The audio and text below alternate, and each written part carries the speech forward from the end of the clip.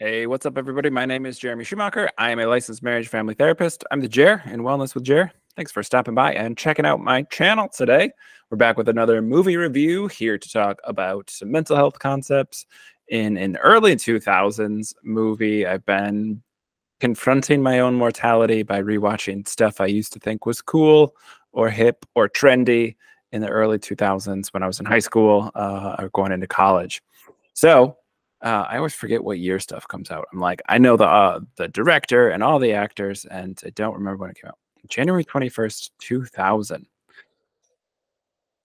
We're going to talk about Boondock Saints, the cult classic by Troy Duffy, starring Willem Dafoe as Agent Smecker.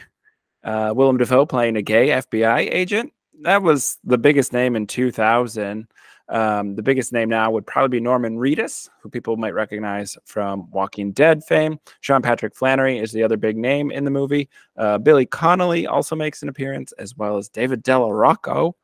I don't know him from anything but this movie.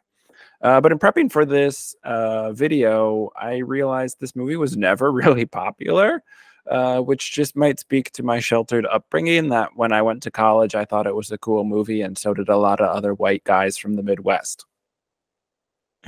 So, Boondock Saints takes place in Boston, Massachusetts, and it's about two dudes taking on the Russian mob because they try to buy their local Irish bar.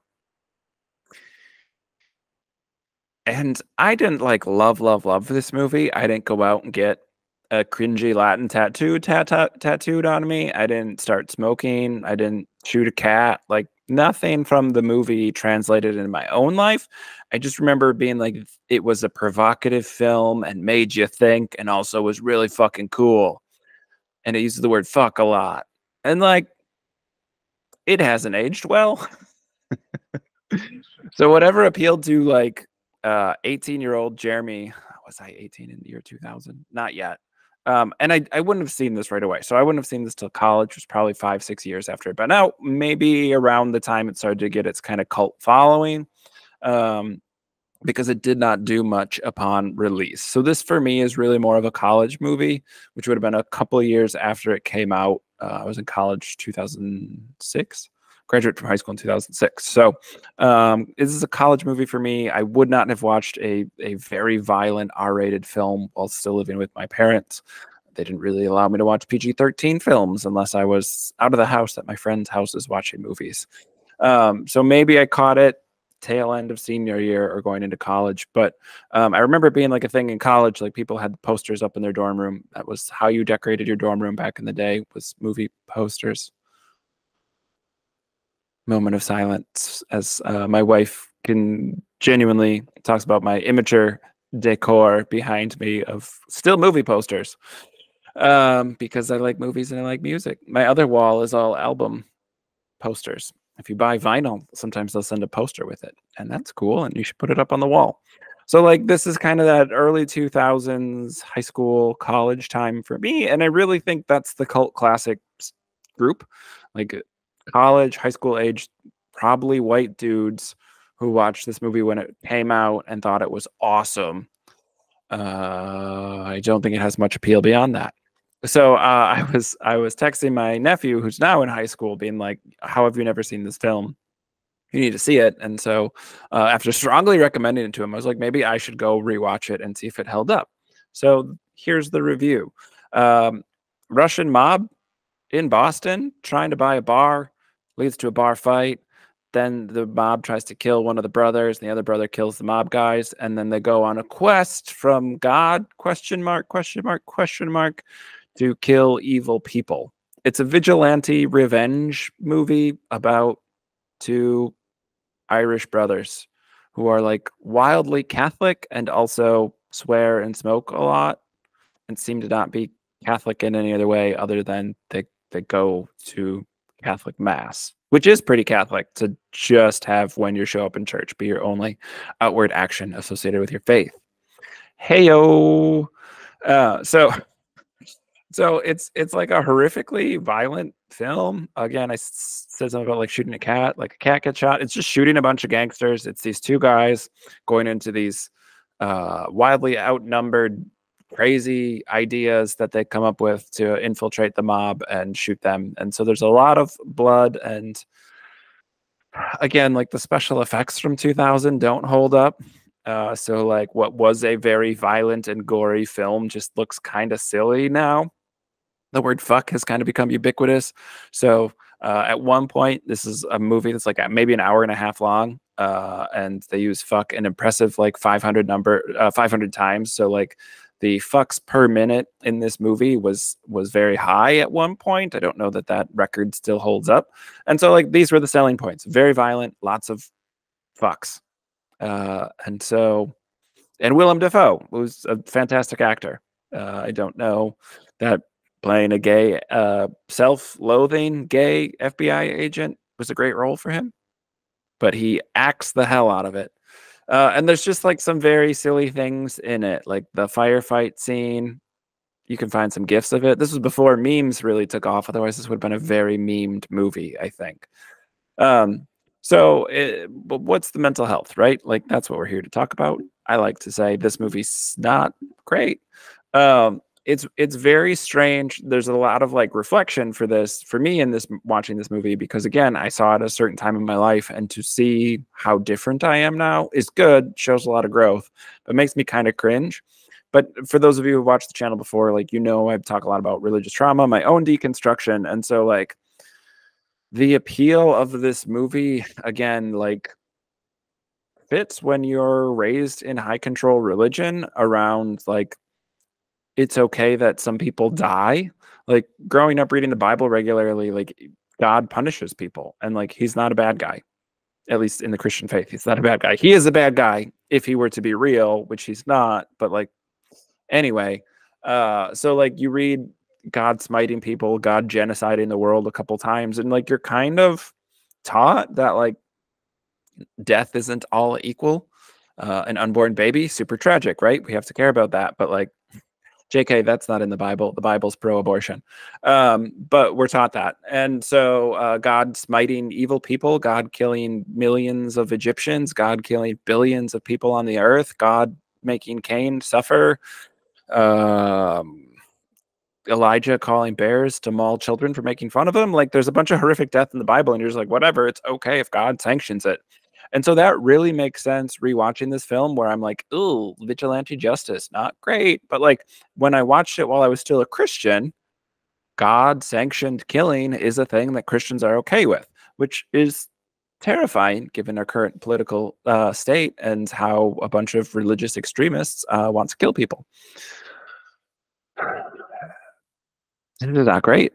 So yeah, like the vigilante stuff, the morality of the movie sucks. Like these two guys shouldn't be killing people. They don't really know what they're doing. The first time they kill someone, they happen to stumble into a bunch of money, so then they go get a bunch of guns and rope and are going to Charlie Bronson this shit. And like, that's not good. The movie's kind of self-aware, because like one of the more ridiculous scenes is they fall through the roof and they end up shooting everyone. And because they got the rope that one of the brothers didn't want to get, then they're saved falling through the roof and can take everyone by surprise.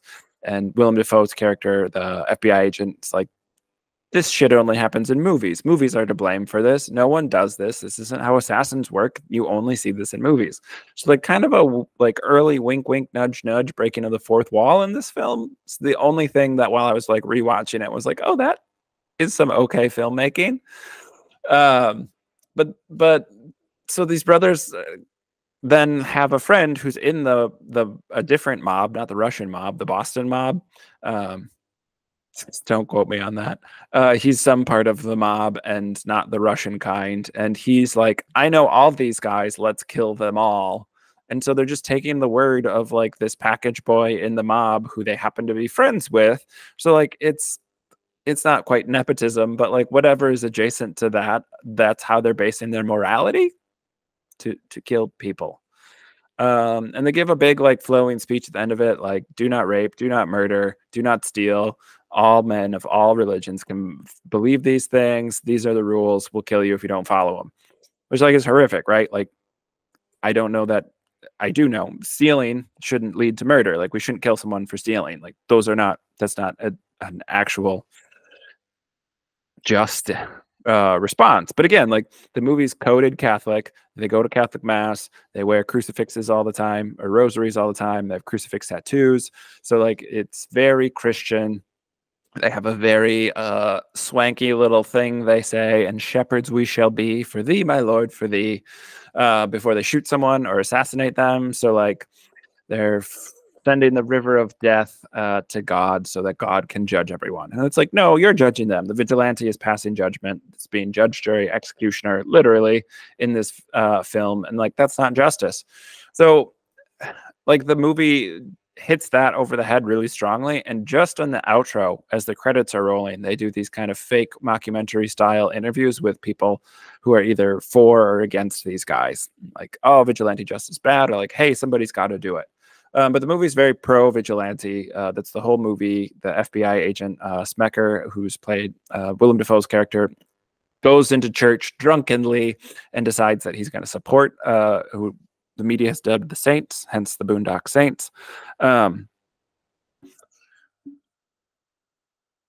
at one point, there's a sermon given by a priest while the brothers are in mass, and it's about the Kitty Genovese case, which is a very famous case. Basically, this woman is robbed and then murdered in broad daylight and surrounded by apartments, and nobody called the cops, which is where we learned and the idea of bystander effect, which is a bias, cognitive bias that we all have.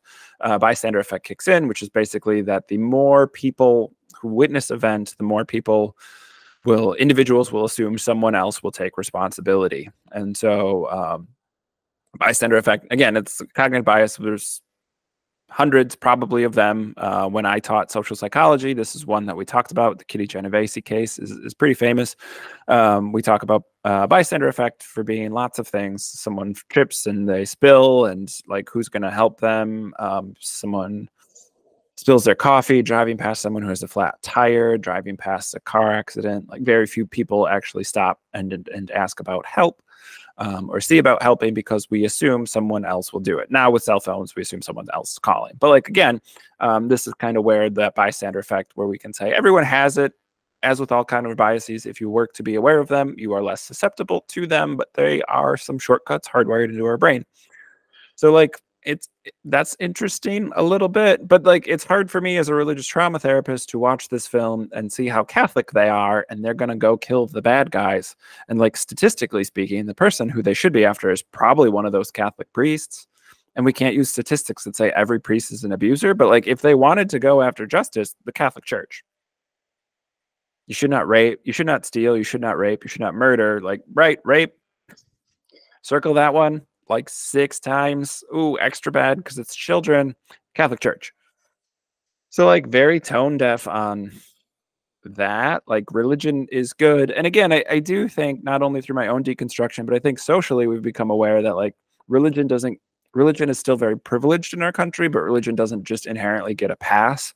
There's new research that suggests unaffiliated people who are affiliated to no specific religion is the largest demographic now. That only works if you split Protestants and Catholics. Otherwise, if you lump Christians together, Catholics and non-denominational and everywhere in between, that's still the largest denomination of religious in the country. But the nuns, N-O-N-E-S, nuns, nun religion, are the largest separate group. And so like, again, it's becoming more secular, and there are fewer people who are saying the religion is always good, although you can go pretty much on any news site any week and see that some pastor, preacher, priest who abused people gets off on a super light sentence because the judge cites that they're a good Christian person or they're a man of God or whatever. And like, instead of holding them to a higher standard, we hold them to a less standard. And then the abuse keeps being perpetuated. So it's like hard to watch like God and Jesus and the church good, everyone else bad, when like, except we know the church has been pretty bad throughout history, even if this movie came out the Catholic sex scandal was known. It maybe wasn't known to the extent, but it was still around already then. So like it's one of those things where not great morality that they're teaching here. The dupe, Il Duce, he comes out at one point, who ends up being the saint's father, who's played by Billy Connolly, and like his character's cool. We see very little of him. He's basically the mob's fixer. And so the movie doesn't make any sense, though, once he's introduced, because he comes out. There's the firefight scene. Willem Dafoe goes, "There was a firefight." And like, it's very cool. That holds up to this day. It's probably definitely tinged by nostalgia for me. And he's been in prison, what they say in the movie, for 25 years. And like, maybe the saints are in their 30s, but they look pretty young. So like, how did he train them? Why did they all know this little prayer that they do before they execute people? Why do they know so many different languages? How are they so good with guns if their trainer, if their mentor has been in jail for 25 years? They're not 50 for sure. He's like gray in his 60s probably. But like, if he went into prison when he was 35, then they could at most be 11 or 12, young adolescents. So like, I don't understand. And that never bothered me before, but definitely bothered me on this watching, to be like, wait, what? That's their dad? How does that make any sense? That doesn't make any sense if you think about it for more than 2 seconds. The movie's really big on like Charlie Bronson, John Wayne, who's was a draft dodger and not a good human being. He's openly racist. A lot of his Americana movies he made, in which he's a cowboy and the Indians are bad just because they have different skin color than him, and he has a right to kill them because of that, and he can also take their land, are also really bad messaging. John Wayne, not a good person. There's a fantastic book called Jesus and John Wayne. Drawing a blank on who that author is. But she basically laid out how the idea of John Wayne, American hero, is just an actor, not really based on anything he did specifically. And their John Wayne defenders were like, no, he wasn't a draft dodger. He was ill. He really did want to serve. But like, again, if we're going off evidence, he didn't go fight in any wars, but then he played a war hero in all his movies. So like, seems like he was taking credit for a lot of things that he never actually put any work into.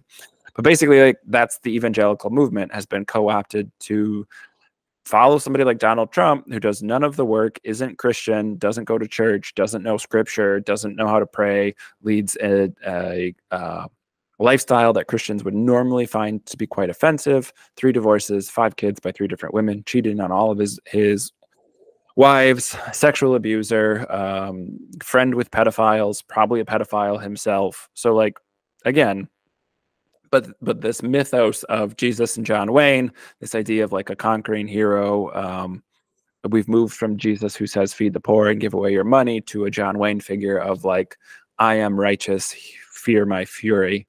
And like, it's gross because John Wayne and Donald Trump are both fictional characters who don't really exist. The version that people are voting for or watching their movies or grew up adoring are nothing. There's nothing to them. Those are fake caricatures of something that doesn't really exist. And so when you have blind faith in that, that's a real problem. So Jesus, John Wayne, great book. Hard to watch movies, certainly that include John Wayne, but definitely idolize John Wayne. Like Preacher's another series, which maybe we'll get to, maybe we won't. It was a comic book series, and then I forget, it was a show a couple of years ago. And John Wayne is like a fictional version of John Wayne also is in there as like inspiring someone later. Maybe I should do a Preacher review because it's going to have a lot of the same commentary. So anyway, I don't know much about Charlie Bronson. But again, these figures as role models who weren't real figures were actors. They played roles. They didn't actually ever do those things. And like, we shouldn't be idolizing fictional characters. We can learn from them. They can teach us things. We can have morals and stories, and we can grow and learn through these things. But idolizing a fictional character is a treacherous thing for our brain because we just confirmation bias our way through it, so that everything we do is justified because this character who never really existed would do it, because we can make fictional characters do whatever we want. So that's not good.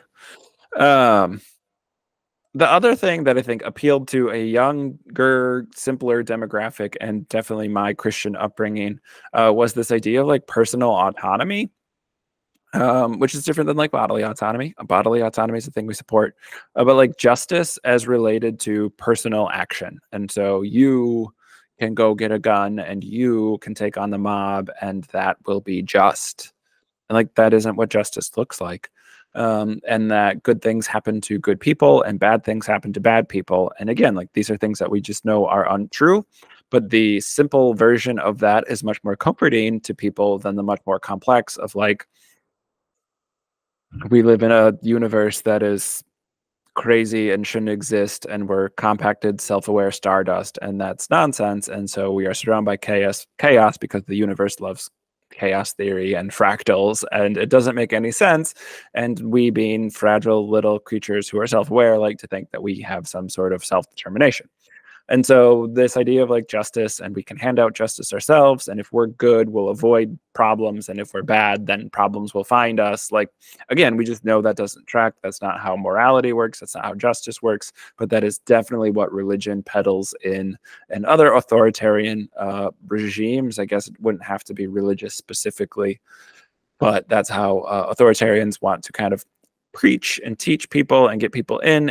It reduces people's anxiety to feel like they have control over things. And so if we say we can control things and good things will happen to us, even if that's just like that's provably false, it doesn't matter to people. They're more comfortable thinking it's true, even when they have evidence that it's not, than feeling like things are chaos and out of their control.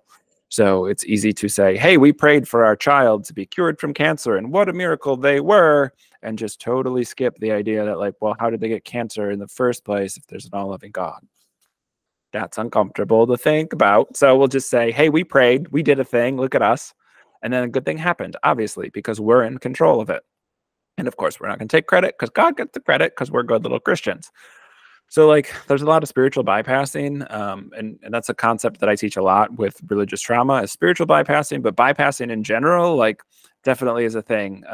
This sort of like black and white thinking where if A, then B type chronological cause and effect type thinking, and the world is much more complex than that. And so, but it doesn't make as good of a story, especially for like the hero's arc or an avenging type character. So yeah, this movie just aged really poorly. I think if you're around my age and you watched it, it's fun enough to watch again, but you're gonna watch it and be like, that didn't age well. And a lot of this stuff around like justice being handed out by an avenging character, again, the like vigilante stuff is not great. And like as somebody who loves superheroes and loves, this is maybe a strong word, but it has consumed a lot of superhero media, like it can be done really poorly. Like Frank Miller's run on Batman is not as good of a read now as it was when it came out. Watchmen was obviously a deconstruction of the superhero genre on how authoritarian powers are bad. Things like The Boys, which going full circle here, the guy who wrote the Preacher comics also wrote The Boys, which is now a show on Amazon. The Boys being like, yeah, if you give human beings superpowers, they become assholes because like they're the worst. Like, right. Yeah, that's much more likely outcome. So rather than like Superman, because he was coded Christian and raised in Kansas, that he's going to be a good person because we don't know, versus being Homelander, which is probably a more likely outcome. So yeah, vigilante justice is problematic. I also just finished watching Across the Spider-Verse, Across the Spider-Verse, second one. And like, again, that too of like this sort of idea of like vigilante justice. Spider-Man is maybe one of the better superheroes who like doesn't work specifically with or for the cops, and like is J. Jonah Jameson's out to get him, and like he's a regular working class person trying to help get pizzas delivered on time and save Doc Ock and help the Lizard get back into Dr. Connors, and he's helping people. instead of just handing out justice. Whereas like the Punisher is a bad guy. He's a villain because he's like, I get to decide. And so, yeah, that's kind of where the Boondock Saints are. They're more Punisher type characters than they are Spider-Man type vigilantes. Batman somewhere in the middle, you know. Again, if you think about Batman being super wealthy and then beating up the mentally ill, it's not great. But Batman, when we don't think about him that way, is kind of fun still. And if we don't think about this movie too much, it's still kind of fun. You will see better action movies. Like I would say, it's been years since I've watched Smokin' Aces, and that one's like a fun assassin shoot 'em up action type movie. And like my guess is that hasn't held up all that well either. But like the difference probably between a movie that came out in 2000, a movie that came out in 2010, is like going to be in special effects and editing and type stuff. So yeah, not a strong recommend unless you're a millennial and you want to get that nostalgia rush. If you want to see Willem Dafoe, I guess. It's not a good movie. I don't recommend it. It probably doesn't even deserve its cult classic status. It could probably just be a bad movie from the year 2000. So don't watch it, but you know, think about morality and vigilantes and learn about what a more just society would look like. Yay! All right, everybody, thanks for stopping by, checking out the channel. I always appreciate your time. If you want to like and subscribe, that helps. That helps the channel for free. We also are launching a Patreon, so you can check that out if you want to support the channel. Also via a podcast called Your Therapist Needs Therapy. If you want to check that out, where I talk to other mental health professionals or sometimes comic book writers like Jason Aaron, who's currently writing Batman Off-World. So like there's all these little things my ADHD brain wants to connect. But I very much appreciate getting any of your time and attention in our very busy society, and any support that you can throw our way, whether free or funding or just giving it a like. We appreciate it. Take care, everybody. Peace.